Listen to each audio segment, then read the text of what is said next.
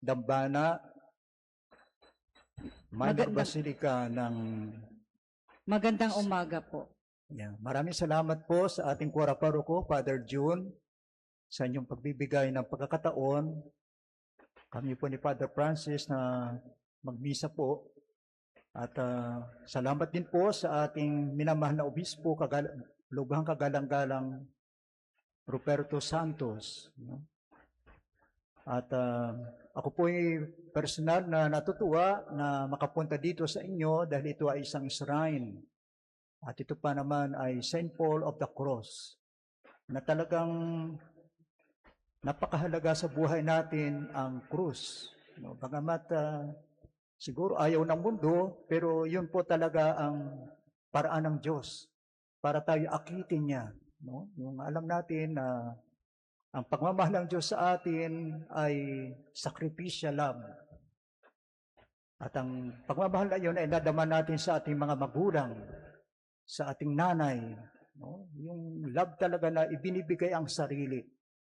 Yan po. Kaya mga kapatid, palakpakan natin ang Panginoon sa mga biyayang ito. Ang aming mahal na obispo, Bishop Broderick Pabili rin po, ang obispo namin, current bishop ng North Palawan, ay napaparating din ang inyong pagmamahal. Mga kapatid, unang point siguro na magandang isipin natin ay ang mundo natin ay galing sa Diyos.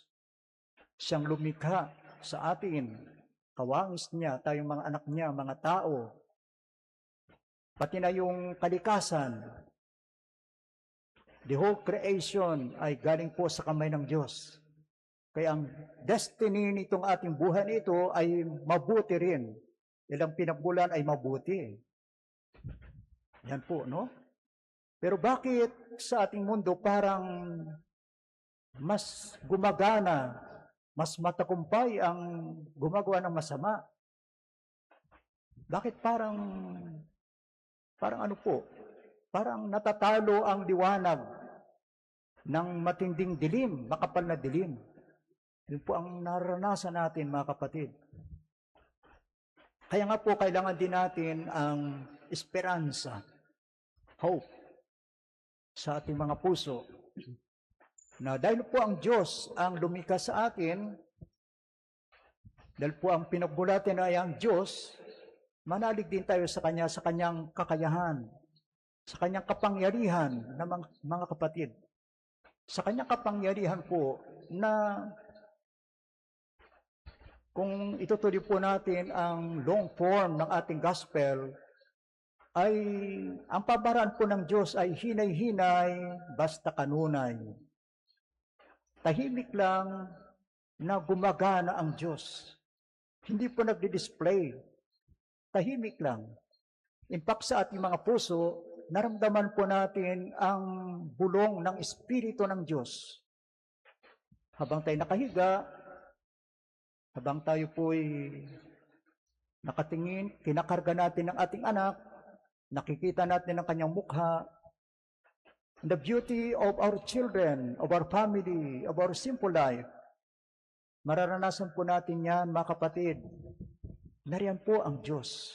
At nandyan po ang saya sa ating puso na hindi nabibili ng salapi. Ganun po ang Diyos, mga kapatid. At sa gitna po ng ganitong dilim na naranasan natin, mga kapatid,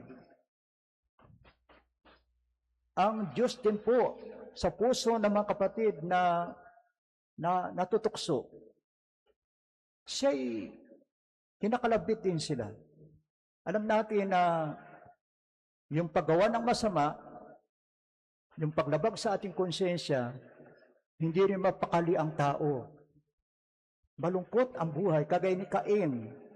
Nung patayin niya ang kanyang kapatid, wala lang hinto ang kanyang pagtakbo. Sapagkat sinabi rin sa kanyang Panginoon at sa kanyang konsensya, the blood of your brother that you killed is crying. Umiiyak. Umiiyak ang dugo ng iyong kapatid na pinaslang mo. Mahirap po, mga kapatid, kung ating sarili konsensya. Sa bagay, mayroong mga kapatid tayong, parang sabihin natin, medyo makapal na ang konsensya, hindi naramdaman. Pero mga kapatid, the love of the Lord will penetrate ang mga puso natin.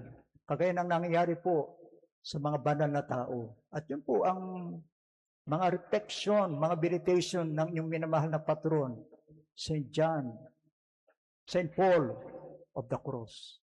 St. Paul. Kaya nga po itong shrine ninyo, napakaganda ito no? Napakaganda itong shrine ninyo. Yan din ang kailangan ng ating mundo ngayon, no? So mga kapatid, alam ko po na lahat tayo po mayroong pinagdadaanan po ng mga challenges, sabihin natin. Mga shadows lang ito. Mga shadows lang ito, mga kapatid.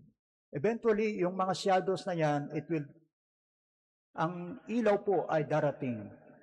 In fact, shadows will turn into light.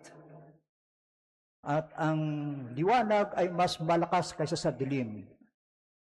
Isang ano lang po, isang maliit na ilaw lang, tumatakbo ang dilim.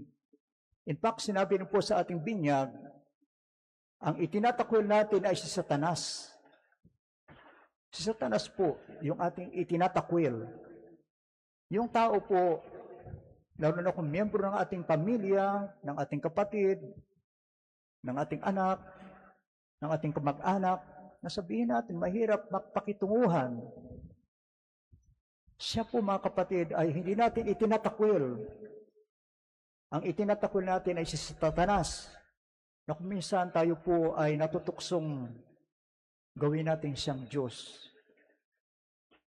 Kaya magtulong-tulungan po tayo para gumana ang pagmamahal ng Diyos na ito, na bilang mga bininyagan, mga bagong nilalang, nasa atin ang lakas sa panalangin din ng mga banal na tao na sure talaga, mga kapatid, sure talaga na matatalo natin ang kasamaan. Amen ba, mga kapatid? Palakpakan natin ang Panginoon.